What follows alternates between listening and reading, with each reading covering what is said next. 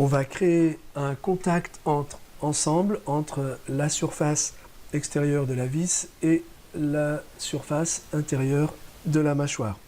Donc pour ça, je vous invite à enlever l'aperçu en déformé. On clique droit sur Contact entre ensemble. On choisit Contact entre ensemble. On choisit le type de contact solidaire et on va sélectionner cette surface-là. Et dans la deuxième fenêtre, on va sélectionner la surface intérieure. Donc on clique droit, on fait Sélectionner autre. Et ici, il nous propose une liste de choix. On voit que c'est la deuxième. On vérifie et on valide.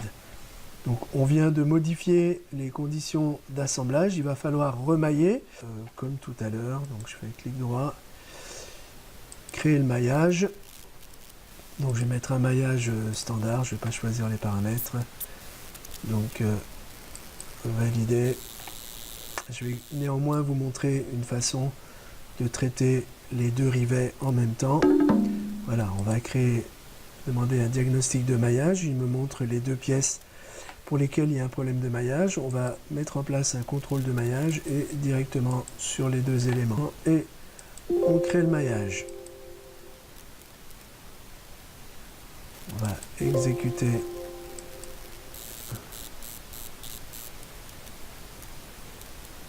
l'étude.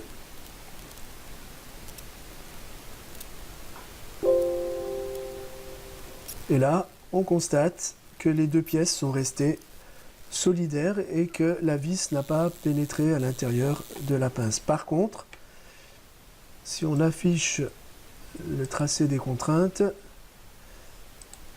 valider, et comme d'habitude, on fait une animation.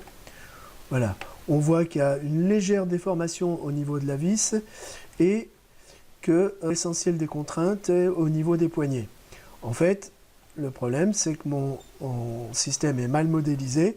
Pour lui, tout cet ensemble-là, c'est une seule pièce soudée d'un bloc et il n'y a quasiment que les poignets qui se déforment.